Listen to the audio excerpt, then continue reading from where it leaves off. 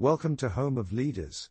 Former President Donald Trump, who faces multiple legal challenges, received temporary relief Tuesday after the U.S. Supreme Court agreed to hear his request for presidential immunity originating from the Capitol riots on January 6, 2021. Benzinga reports on Benzinga.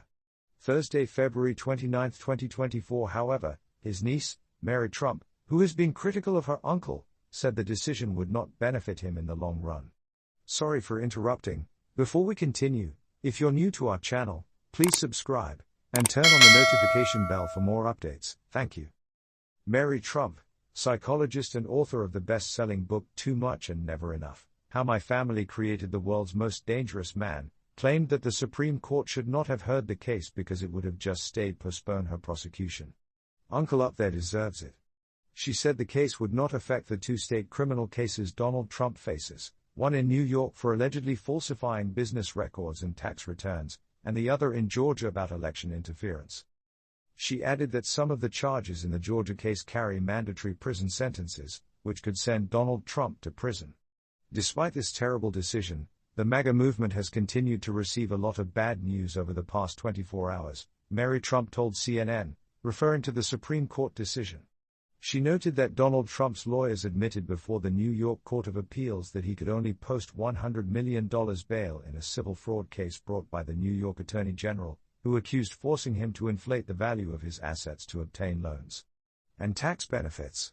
She said the verdict in the case, which required Donald Trump to pay $454 million in damages, prevented him from receiving the full bail amount.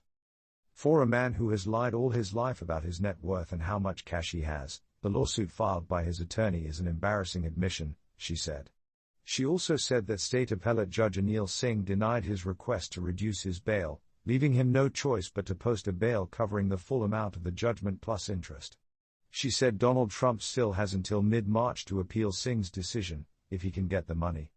She also announced that a federal judge had lifted the ban on Donald Trump borrowing money from a New York bank, imposed after the Capitol riot. But she expressed doubts that any banks would be willing to lend money to the troubled former president, who has a history of defaults and faces numerous lawsuits and investigations. Mary Trump also noted that Donald Trump's supporters, who often question President Joe Biden's mental and physical health, may not like what Biden's doctor said after the exam is annual. She said Dr. Kevin O'Connor, Biden's longtime physician and executive medical director at John Paul II National Military Medical Center.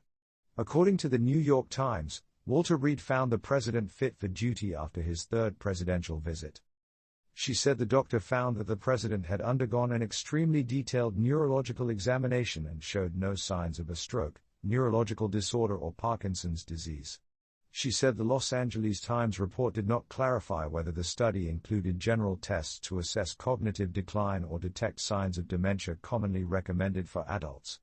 Age or not. She said one of voters' main concerns about Biden is his age and his mental capacity to serve as president. However, she said his supporters believe Donald Trump is not much younger and is showing signs of cognitive decline and erratic behavior. She said many national polls show Biden slightly ahead of Donald Trump in hypothetical matches.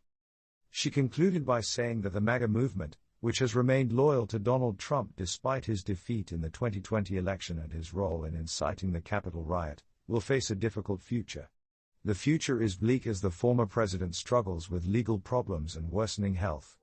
Effect.